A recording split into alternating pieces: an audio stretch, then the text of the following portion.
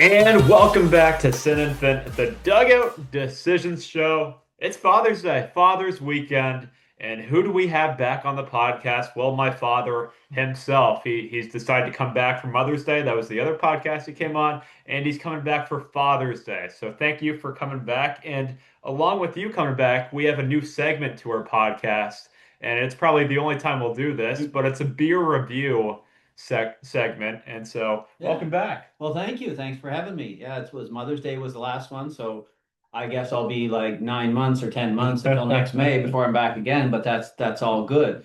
Yeah, and in honor of all the dads out there who enjoy having a cold beer on a Sunday afternoon, we have a local craft beer. If you're ever in the Moncton, New Brunswick area where this show is being recorded today, we have this is a Flying Boat, local craft beer owned by a local gentleman that I know. It's really nice. It's an IPA. It's a lighter IPA. I'm not a big fan of the double heavy ones, but this is quite nice. It's easy to drink. It's easy to have one or two.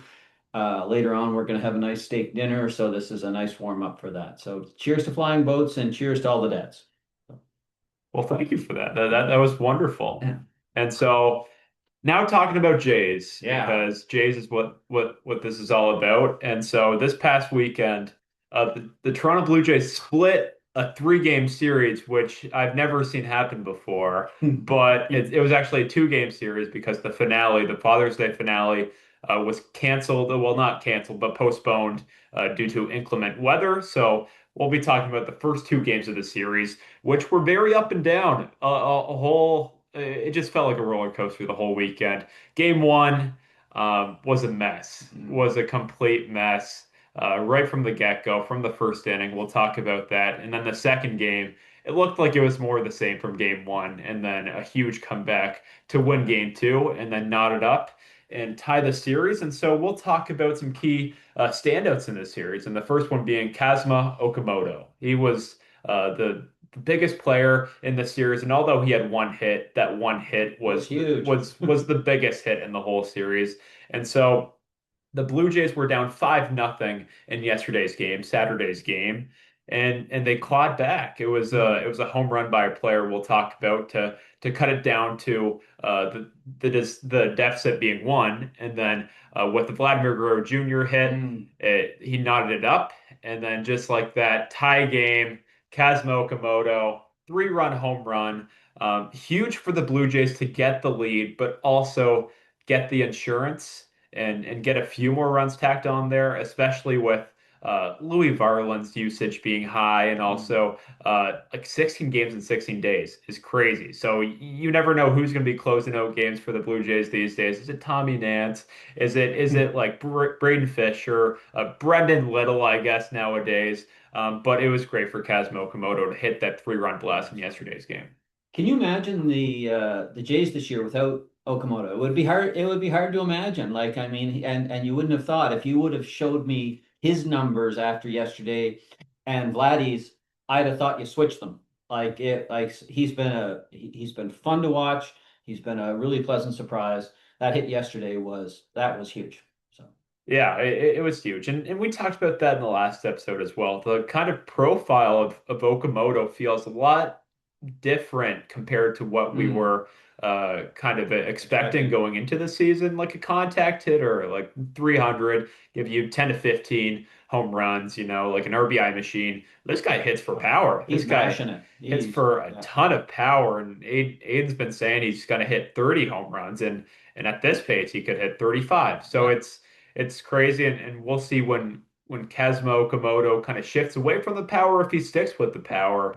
And because right now he's looking more like a 250, 260 hitter that can hit you 25 to 30 home runs, which is an Absolutely. incredible asset for the Blue Jays. And power is something that has been super lacking for this Blue Jays team. You think Hmm. of guys like Vladimir Guerrero Jr., George Springer underperforming. And so you need guys to step up, and Kazuma Okamoto has been that. And then going on to, we'll go to the next hitter here in Dalton Varsho. Yeah. He had the second biggest hit in the series, really. He had a 3-run home run, two 3-run home runs yesterday for the Blue Jays to cut the lead of the Cubs down to one. Just huge because you're Yeah. down 5-0. You feel like you're out. Maybe you saved some arms for Sunday, and I'm glad they didn't because there was no game on Sunday. And then Dalton Varsho, 3-run home run early in the game to get them back in it, get them within one. And it was his first home run since May 13th, which is a long time. It's about it's over a month, and also you can factor in the IL time in there. But 2026, it's not been the year of power for Dalton Varsho that I and many others were expecting going into a contract year.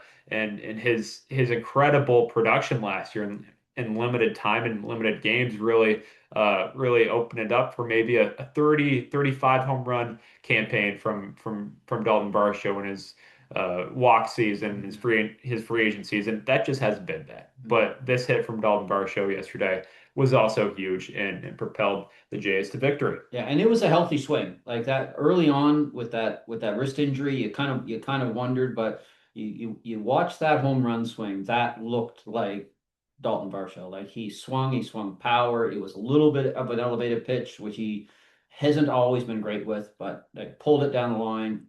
Great healthy swing. Because I think I was the guy calling for a 35 plus home run season for Yeah. Varsho at the start of this year. So I like the guy. He's a great player, but it just has not come together so far. So that was a really promising swing. Yeah, fastball high and in has not Yeah, been his sweet his swing. spot. Same with Kevin Biggio. They used to just spam high fastballs in there. Great to see him do that, and hopefully he can continue that as we have more reinforcements coming. We'll get to that later with the injury updates as well. And then some guys for that we don't have down here, but that made a contribution to yesterday's win and the series on the weekend. Vladimir Guerrero Jr. Mm. I'm sure you can speak on Vladimir Guerrero Jr. I'm sure you have some thoughts on him. But he made an impact in yesterday's game. Was it a home run? Was it a 3-run home run like we've been talking about? No. It was an RBI single, but it was to tie the game. It's Mm. those baby steps that we're seeing. Another home run in the Red Sox series, positive, Yeah. and then a clutch RBI single here to tie the game, positive. So more positives from Vladimir Guerrero Jr. But I want to hear your thoughts on his start to the season and if he can turn it around and potentially hit 20, 25 home runs by the end of the season. Well, this team needs him to. There's no doubt about it. This team is not going to go where it wants to go unless Vlad starts playing at an elevated level. He's their star. He's paid like their star. He has that responsibility on him. And it's just something he needs to start doing. I agree. This was actually a positive last 5 games. You know, Fenway Park should be made for that guy. Like he should be putting dents in that the way he hits line drives with power and velocity off the bat. But the reality is he just needs to play at an elevated level. They're not paying him, sorry, to be a 270 hitter with 8 home runs. It's got to improve, and they need him to. And I mean, when he's on, he's as good as anybody. So, Yeah, and usually in at least the past few years, even when he's not on, he's hitting the ball extremely hard, yeah, hitting like line drives or yeah. really hard ground balls. And that's been something this year that's just hasn't been there. Like there's always that positive sign. Hey, maybe lift the ball, you'll get 40, 50 home runs because you hit the ball so hard. This year he's just not hitting the ball hard. He's pounding the ball into the ground too often rather than hitting it with speed and velocity off the bat. Because 110 miles an hour off the bat is 110 miles an hour, and it's hard to play even in the major leagues. But yeah, it's something that we got to see from him. Yeah, and that's always been his problem. Launch angle, he's got the Mhm. lowest launch angle in the league. And then this year he's lost all the exit velocity. Yeah, So hopefully he gets that back and starts to be happier and I just agree. more cheerful because when he's cheerful, when he's going, the rest of the team, rest of the offense is going as well. It's And then George, contagious. Yeah, yeah, yeah, and then George Springer, the guy I just mentioned as well, who's been underperforming, seems to have made a mechanical change in his batting stance. And so it led yeah. to like not a super meaningful home run in game one but certainly a promising home run. Just thinking about him from the leadoff spot uh, when we start to get Addison Barger back, when we have Vladimir Guerrero Jr. humming again and Dalton Varsho humming again, and so it looks kind of like an awkward batting stance last year. It certainly looked different, and then this year he's kind of adjusted that. And Dave Popkins and the hitting coaches have done an incredible job just trying to mess with him, Mhm. trying to change the other guy's batting stance as well, and even with pitchers, pitching coaches do a great job. And so they've changed George Springer's batting stance, and it's about time because he's hitting around 200, 220, at least before his recent stretch of plate discipline and good bat ball skills. It was not looking good. It was not looking good. As we've talked about, just a lot of pop-ups, a lot of soft contact. More the same with Vladimir Guerrero Jr., except the contact is on the ground instead of in the air. And so with George, just did not find that hard contact. And then in recent games, his plate discipline's been great. Mhm. So many walks in the past week or two, and then to see the power come, to see the contact ability come, it is huge. And you just kind of could see it coming because the first thing that you have to do to get on a hitting streak is to tell like a pitch away from the zone from a pitch inside the zone. If you blur the lines between those two, then you just won't be good. If you chase pitches everywhere, if you strike out so often, then you just can't be productive. But now that he's really improving the plate discipline, going back to what he was last year, having one of the best chase percentages in the league, not chasing at all, and then hitting pitches that are in the zone and hitting them really hard. So it's really promising seeing George Springer back to his form. Yeah, and give him a lot of credit. I mean, at this stage in his career, he's a been there, done everything guy. And what was yesterday game 1500? To be willing, more than willing to go up there and make the adjustments that you need to do to improve your game at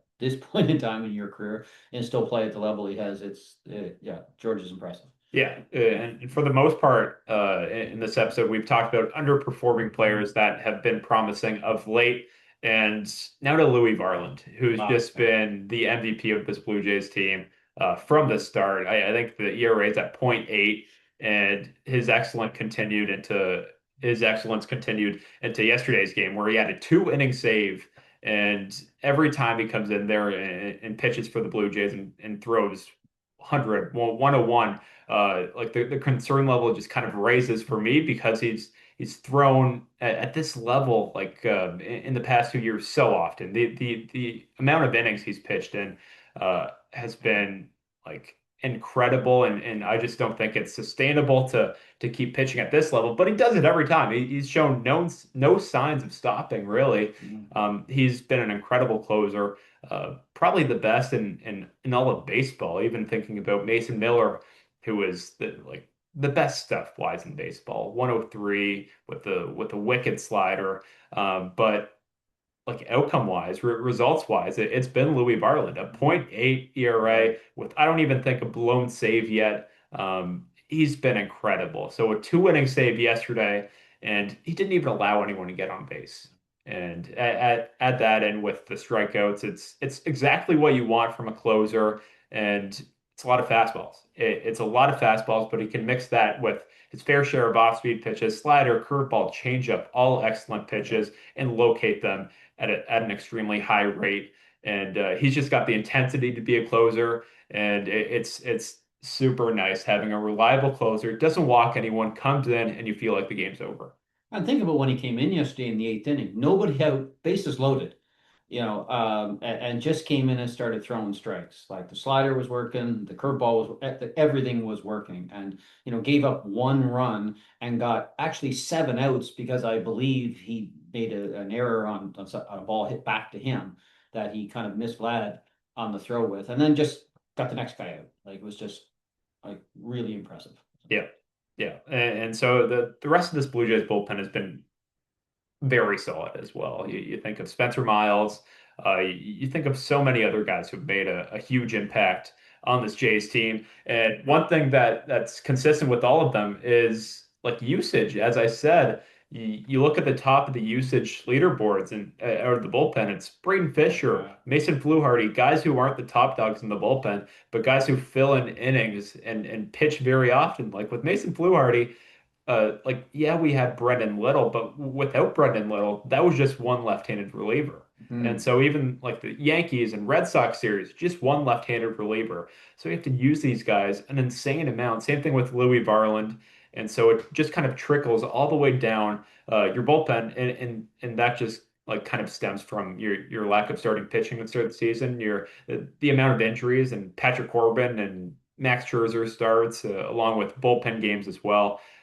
It's really led to this bullpen's usage being insanely high, which makes it concerning going late into the season because this Jays Yeah. bullpen has been so good. It's like It's not. when is it going to keep going?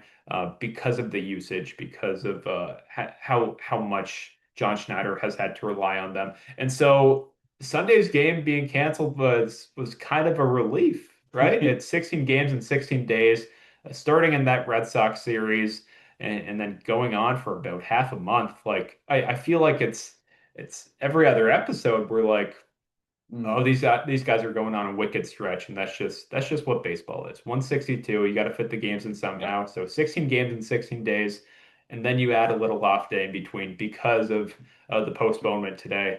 It's kind of a relief going into a stretch that starts tomorrow with the Houston Astros that have Mm. not been a good team at all this year, and then it continues with the teams after that. Yeah, it's when you're talking about usage, I think I saw a stat. It was the top 8 or 10 guys in baseball. 4 of them were Jays. Like that's just not sustainable. So yeah, having an off day, having a rain out. Yeah, it kind of reminds me of the Bull Durham movie, the old movie where they needed an off day, so he created a rain out. Yeah, that's almost what they needed to do. Somebody go out and flood the field, and they're going to need that a little more often. But yeah, really looking forward to this Astros series. Be interesting now with today being off and Dylan Cease getting pushed to Monday. But I'm personally really interested to see Tuesday's game and to see how Shane Bieber makes out coming back.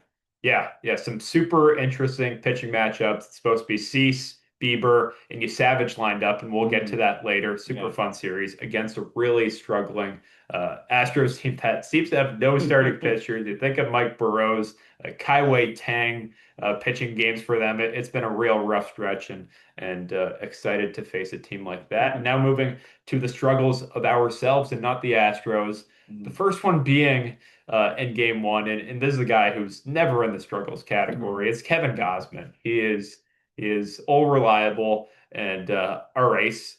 It used to be like when his splitter wasn't dropping as good as it is now, and kind of in that middle point of him as a Blue Jay. I feel like he would have some outings where he would come in and go like 3 or 4 innings and give up Hmm. a few runs and not be the Kevin Gausman we know now or knew at the start of his Blue Jays tenure.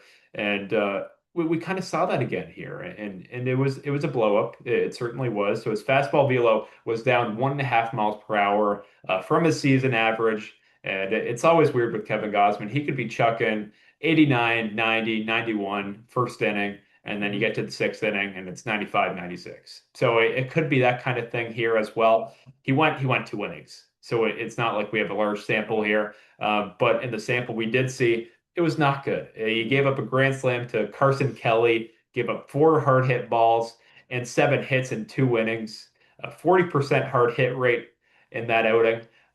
Certainly not the Kevin Gausman we're accustomed to seeing, and not the Kevin Gausman we have seen in a very, very long time. No, it was a hard watch for sure. And like you say, he's been Mr. Dependable. He's just been the guy you threw out there when everything else wasn't working. You threw Kevin out there and you got 5 to 7 good innings out of him and 2 to 3, 4 runs most. And you could all like so that was tough to watch. But yeah, you make a good point with the fastball velocity.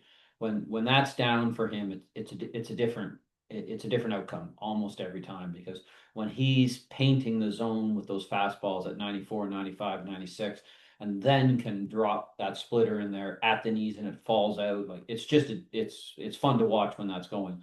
But yesterday was not a fun watch. Yeah, it's like batters have no idea what's coming, but Yeah, he's a two-pitch pitcher. Like yeah. it's insane when Kevin Gausman's going, how fun it is to watch him and how scary it is for opposing teams. And so the usage problem is more of the same here with Kevin Gausman. Mm, He has thrown so many innings, and not only with the Blue Jays in his whole career. This guy is what, 35, 36 years old, a hmm. lot older than you may think. because you just totally forget the Baltimore Orioles days Yeah. where he was for like 5, 6 years. Yeah. And so, and he pitched so many innings last year. And he was so productive, so reliable, as you said. And like think of spring training last year, regular season, and then the 20, 30 innings tacked on in the Yeah. postseason as well.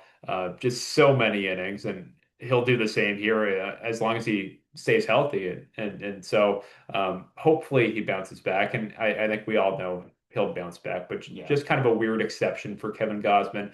And now going to Patrick Corbin, who Mhm. just hasn't been good the past few outings. It's not like an exception here with Patrick Corbin. It's a few different outings in a row that were like, okay, I don't know how much longer he will be on this Mhm. Blue Jays team, especially when you see guys like Shane Bieber seemingly coming back in the Astros series, and then you see Jake Bloss, who was in the Yusei Kikuchi trade and actually had Tommy John surgery last year, but he's back in AAA and throwing 96, 97, it seems like. So going from Patrick Corbin to one of those two arms just seems like a no-brainer, especially just looking at the stuff. The stuff is Yeah. not like a fun watch at all, especially when you see Dylan Cease. If you go from Dylan Cease to Patrick Corbin, it's a completely Yeah. different ball game. And Patrick Corbin has relied on his changeup a lot, a pitch he hasn't really relied on his whole career. He's been a fastball slider guy with a few other pitches.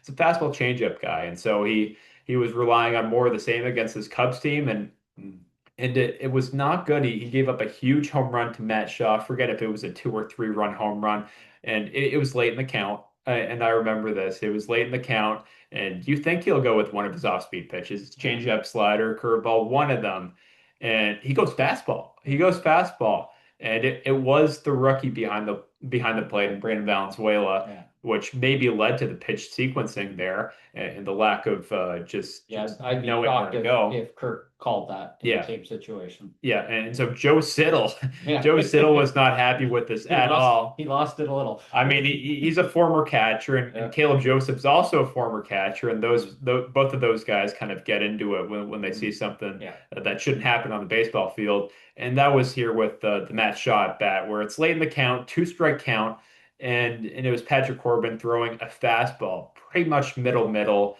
and Matt Shaw just deposited Yeah. over the left field wall at Wrigley Field. Yeah. It's and you think about it, up till three starts ago, Corbin was a pleasant surprise, and got them through a situation. I mean, nobody thought the Jays were going to be in this spot. We started the year. I mean, just the talent of starting pitching was just a bevy of riches, for a while. But when they got to, but yeah, it kind of feels like the clock has struck midnight a little bit. The last three starts, it's been hard to watch, and yeah, you make a good point when you see a Dylan Cease, or even we just talked about Kevin Gosman when he's on, and then you go to it hardly looks like the same sport.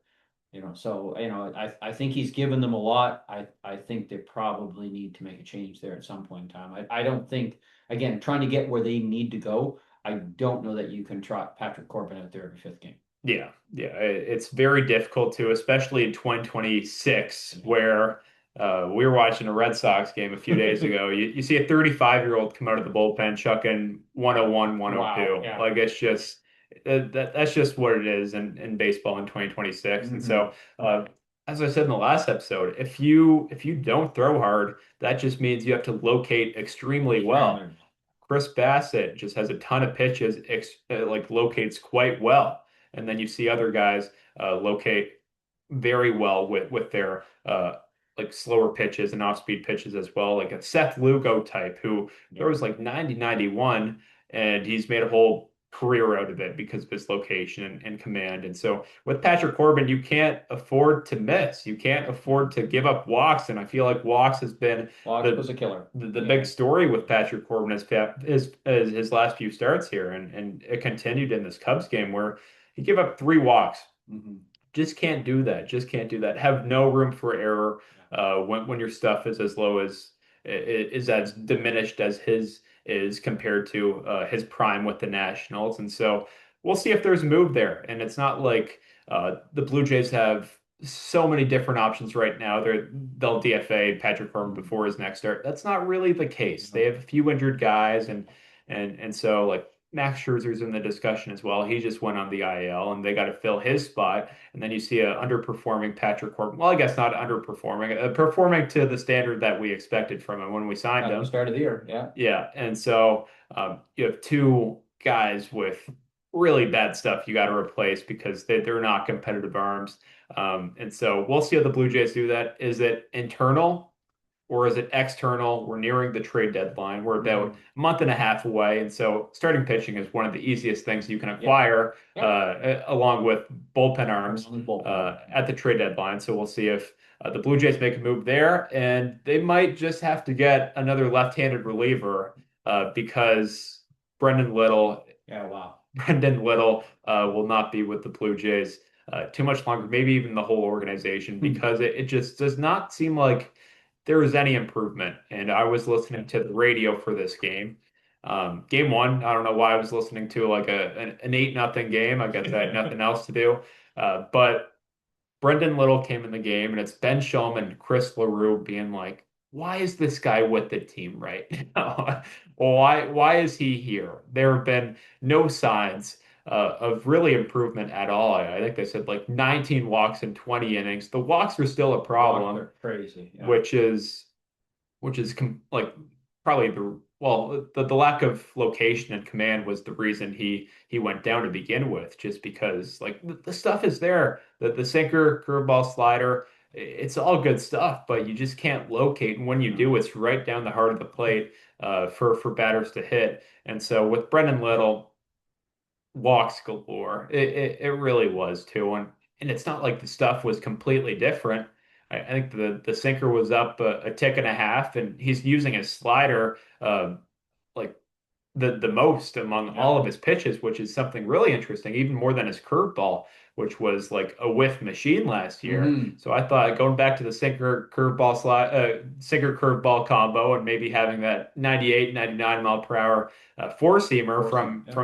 from spring training and just seeing all that. But no, he goes to the slider and just can't seem to locate it all with three walks.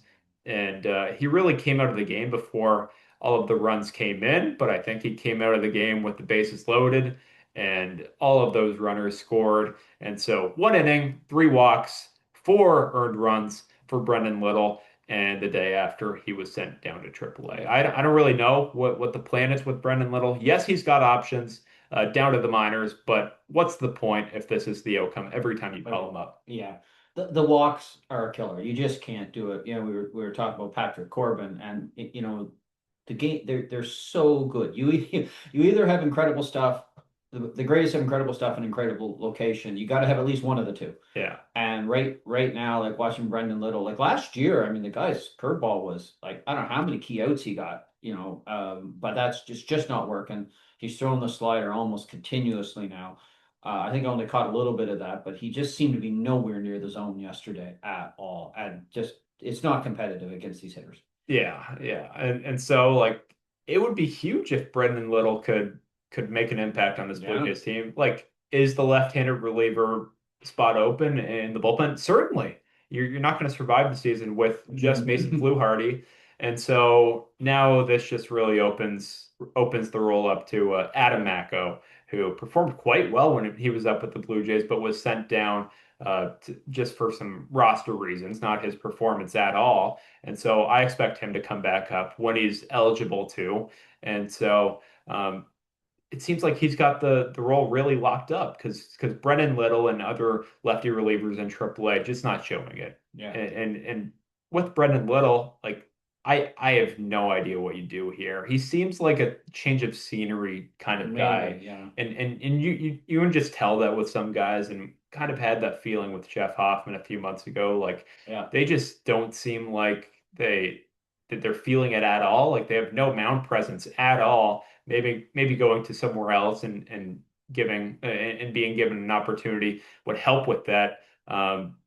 Is that what you do with them, or do you just outright DFA him? I don't think anyone wants to take him right now. Do you outright DFA him because you don't think there's a real possibility of him I getting think you here? do because I don't think anybody's going to take him right now. And but you need lefties, so I mean when you think about additions coming in, to trade time, I mean, you're gonna have to do that. And like you're saying, that's the one spot, relief pitching, that you can add to the easiest. Starting pitching probably right after that. But I mean, nothing's easy. But if you're going to add to a spot, that's where you're going to add. But yeah, I don't know what you do. I don't think you send him down for a week and bring him back and hoping it gets better. He just looks that far off. Yeah, it's not like the whole bullpen is bad right now. No, That's not true at all. The righty relievers, it's pretty packed in there. Like absolutely. with Jimmy Garcia looming, that kind Yeah, of means Tommy Nance is out, and Tommy Nance has been a good arm for the Blue yeah, Jays for a while now, and unless they DFA Simeon Woods Richardson and do something like that, then Tommy Nance sticks exactly. around. But either way. Their bullpen is kind of lodged when you think of righty relievers, but when you think of lefty relievers, it's Can pretty much the opposite. can they DFA Woods Richardson? Yeah, Oh, he's yeah. got options. Okay. He's got no options. So Yeah. if they They DFA him, he's gone. yeah if they Yeah. DFA him, he's gone. Yeah. And so like I guess a minor league contract if he Right. hits outright and then nobody claims him but Right. either way, it seems like Simeon Woods Richardson won't be on this Blue Jays team No. for that long. We were watching his Red Sox start. Not a fun watch. No. Just the speaking of location, Yeah. like it's just not fun. Like sliders that back up on guys and just like seemingly hit really hard fly balls and they get caught, I guess, so which is good. But all the hard contact and bad Well, location only just because you're playing the Red Sox, you yeah, can't score I runs, get it. right? That's a good So point. That's a good point. yeah. And so here's some injury updates. Just talked about Jimmy Garcia. He looked like he was better to join this Blue Jays team and going into this Cubs series. Like having Jimmy Garcia back would be Huge. incredible. Yeah. But he tried back-to-back days with Buffalo, and it did not go well. I think he went like two and a third innings, gave up 2 runs, and more importantly, the fastball velo was down 3 ticks, Wow. which is not what you want to see at all. I don't think this Jays team would challenge Jimmy going back to back anyways, but just to kind of see what he would be like going back to back, it was not good. It was not good at all. And like having this many games in this many days, who Mm. knows if you're gonna use Jimmy and back to back days or even like 3 out of 4 or like 4 out of 5, 4 out of 6, something like that. Just very high usage because there's so many games in so many days. So Jimmy Garcia not looking too good going back to back days. And then Addison Barger, he's kind of doing the whole Anthony Santander thing from last year, I guess. Just like pick up the bat, watch. And so he's been swinging in Dunedin, but he's been swinging in Dunedin for the past 2, 3 weeks Yeah. and was told he was going to do a rehab assignment last week. That didn't end up happening. Hearing the same thing now, could start a rehab assignment this coming week.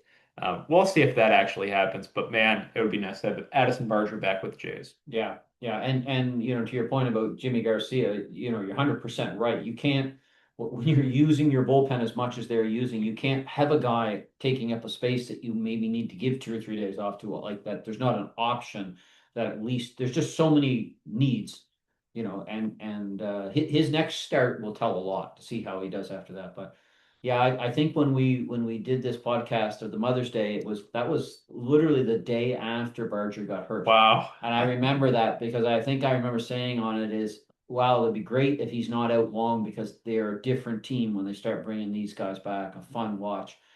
Looked a lot like last year with Barger being in there and, rocket arm and hitting the ball with power. So, yeah, he's a big miss. He's a big miss, and they need him back. So I hope it goes well, but I'm like you, I'm a little skeptical.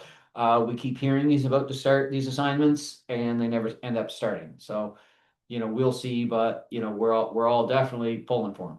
Yeah. Elbow injury is certainly Oh, never something tough. you want to Yeah, mess with. And so taking your time with it and not rushing a guy back, the right decision. yeah. And He's a young so, player. yeah, when he comes back, is he going to have to DH?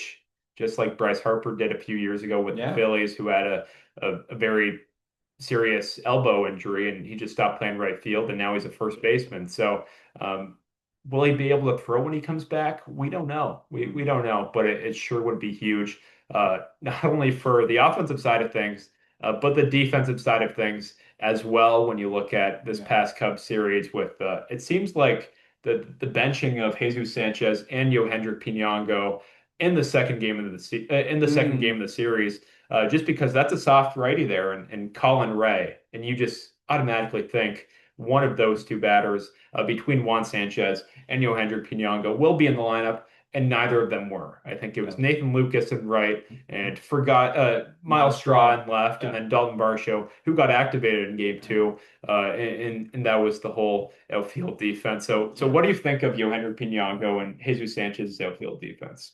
Well, it's not great, and Yeah, I mean, that was a strong statement yeah, By Schneider to say that we need the defense place, and those are three really strong defensive players. I mean, Straw plays center field when Varsho was out, and the three of them are in there. There's no weakness.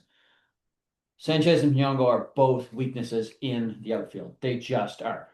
So I love watching them hit. You want to see those left-handed bats in there. I was really surprised with Straw being in there. He does not play against a lot of righties, but so that tells you, it's a pretty strong statement from John Schneider to say, Straw, you go in, you two guys sit down.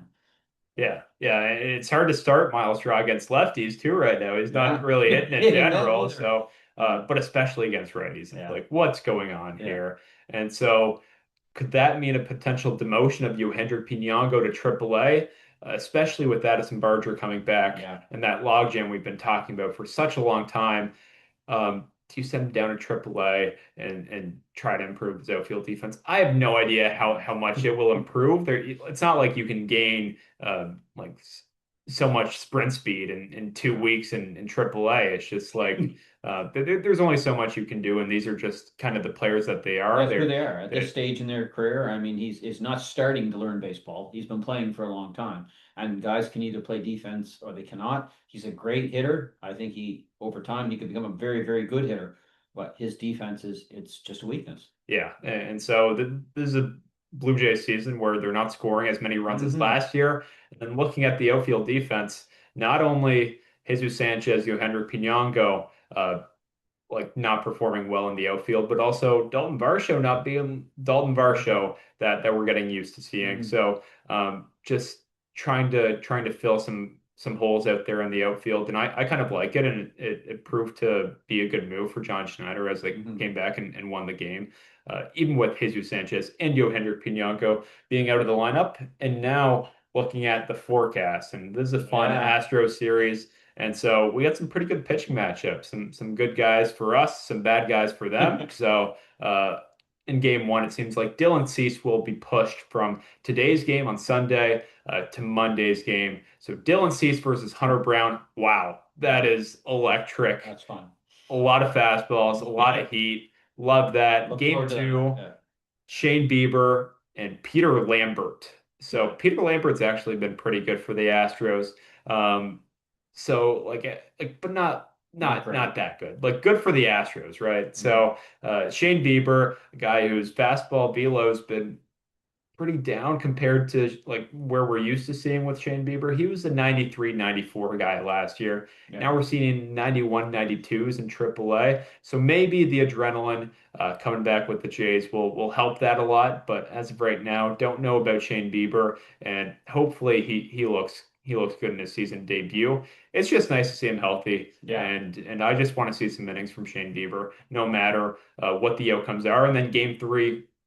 Trey Savage, who had a well improved outing against the Boston Red Sox and very Yeah. much needed outing Yeah. with the 7 1/3 innings he gave the Blue Jays against Mike Burrows, one of the worst pitchers in baseball this year. Just fastball's been getting absolutely crushed, and he was actually in the Brandon Lowe trade that has looked incredible for the Oh, Pittsburgh okay. Pirates, along with Mason Montgomery and Jake Mangum, and so. I like it. I like these matchups. I'm gonna go.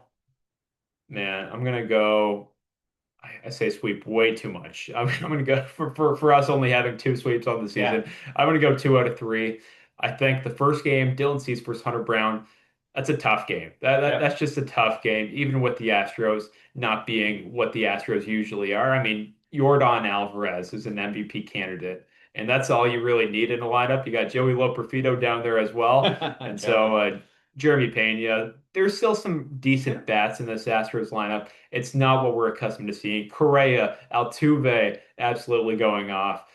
No, it's just like some really formidable bats, but also some bats you can easily take care of. And then Shane Bieber, Peter Lambert, like that's I don't know. That's kind of like a throw up for me too. But then Yeah. the third game, I think we easily take that one. I'm gonna go with take one of the first two games, and then we do a series win here and take two out of three from the Houston Astros. Yeah, I wanted to call a sweep also, but I called a sweep also last time and it didn't go so well. So I'm going to say 2 out of 3. I'm with you. I think game 3, if I don't like to say lock in baseball, it's too hard to say that, but game 3 would definitely, I mean, that should be a win.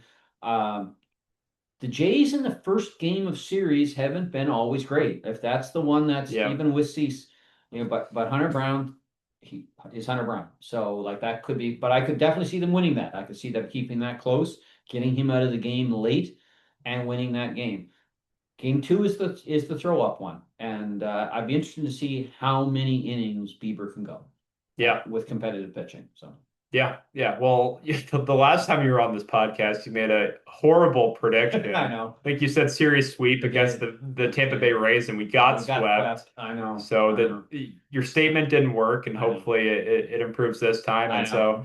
so, with that, thank you guys for listening. Like and subscribe if you're listening to this on YouTube and then Spotify.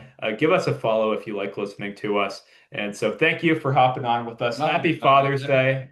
to all the Spend a dads. Yeah. spend a Sunday with your father and appreciate him. And so thank you guys and go Jays. Go Jays.